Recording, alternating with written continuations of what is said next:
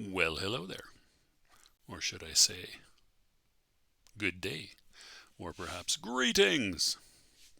It's been a while since I provided a channel update, so I thought it's probably time to do that. I'm definitely fighting with my video recording settings in OBS.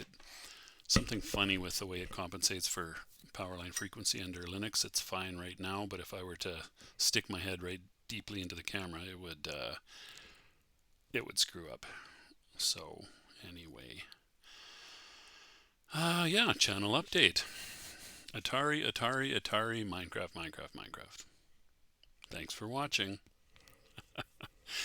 Okay, kidding aside, I've been putting out an Atari video a day pretty much for months, I want to say. I typically have been running 1 or 2 or sometimes even as many as 3 weeks ahead of real time. I noticed that I am coming up on 600, maybe not quite 600, 582. So I guess depending on your definition of coming up, a couple weeks away. If I keep putting one a day out, a couple weeks away from hitting 600 Atari videos. Now that's Atari 8-bit videos. I have some other Atari things, primarily Atari 2600 with a little bit of 5200 and ST thrown in there. That's about it for Atari things. And I never set out to be an Atari channel specifically. That wasn't my goal. But here we are. So I'm not going to be an exclusively Atari channel. I find that I enjoy putting out, recording my Minecraft play sessions. Someone suggested to me that maybe I should do a Minecraft creative world, I guess is the term, or video series. Apparently I have some younger people in my family. I would call them, what would I call them? I guess I think of them as extended nieces and nephews in particular I'm thinking about at the moment, that are big Minecraft fans, but they're pretty young and their parents only let them play creative. So it was suggested maybe I should do some creative mode videos for them. Now, I've hardly done any creative. It's neat. I like it in that it's a purely a sandbox experience. You can build whatever you want, which is pretty cool. And then if I were to watch my mouth a little bit, I could also flag those videos as being for kids, which would allow the youngsters to watch them if they're watching, I think, YouTube for kids. I don't really have much experience with that, to be honest. My kids are all adults now. So what else? I find myself sometimes, not often, but sometimes I get a little bit tired of trying to find another Atari 8-bit game to play. Now there's thousands of them. It's the Atari library is not a patch on the Commodore 64 library. Well, it's a patch, but it's not massive. It's in relative terms, I think about a fifth or a quarter, maybe somewhere in that range. Pardon me, I have to clear my throat. I'm not. Anyway, I'll do that. Mute.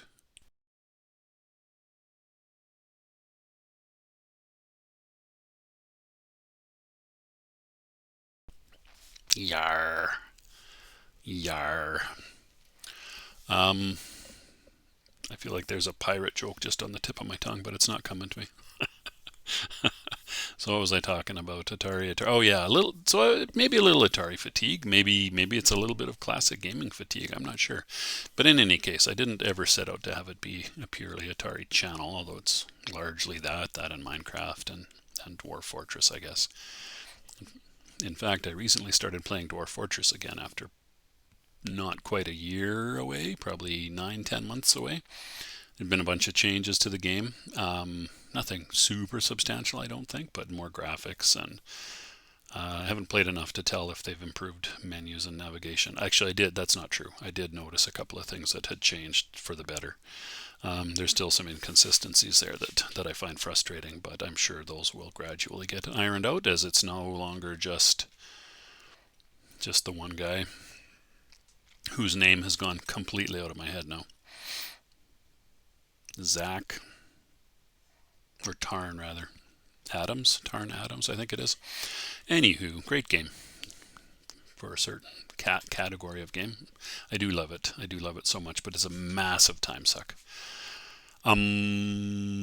So this is all leading towards me saying that you're probably going to see some content other than Atari and Minecraft and Dwarf Fortress. I've got a little bit, but I don't have tons of exposure to the ZX Spectrum, and I have watched some of my pals play Spectrum games, and there's some that I think I would like to definitely give a go, so I can explore the library of the Spectrum. I can play Commodore 64. I should fire up my Mister here, but I'm not going to right now.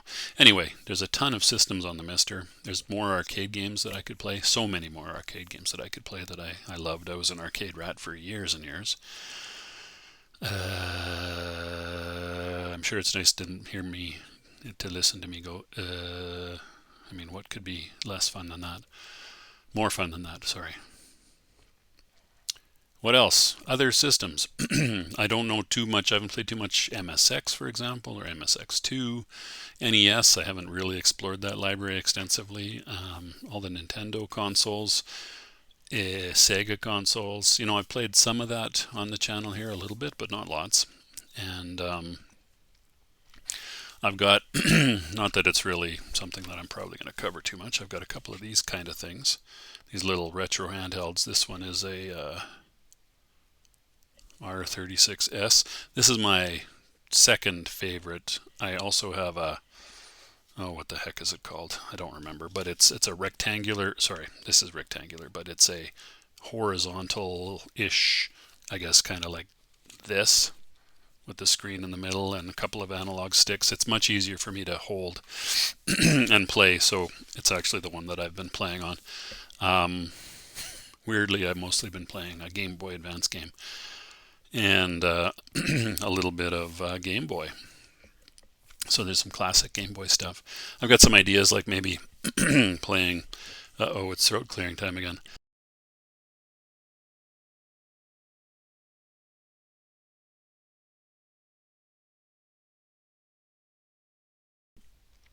It's not working as well as I would like.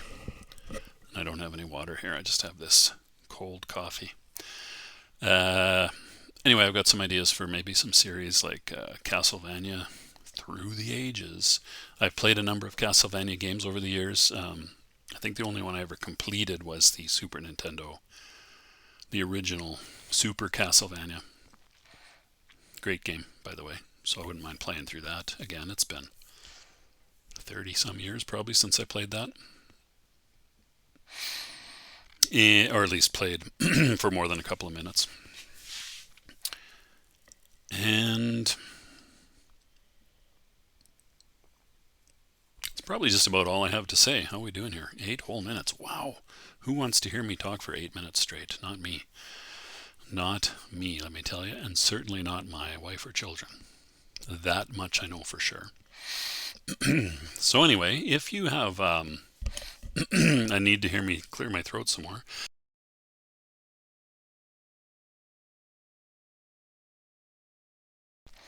definitely let me know, and I can do some throat clearing videos. But more to the point, if you have something you would like to see me do on the channel, actually I have another thing. I of course bought the Atari 400. Oh, it's plugged in a little bit. Anyway, I bought the Mini. It's called the Atari 400 Mini. I think it, or no, the Atari 400. Anyway, no, I think it's Mini. Whatever. I did a video on that. I might play some more games on there, although it's not really different than playing on emulation, other than the classic stick, which I do have some troubles with all the extra buttons it has around the ring. I don't know if you can hear. You probably can't hear that. Click, click, click, click, click. Maybe you. Maybe if I do it right by the microphone.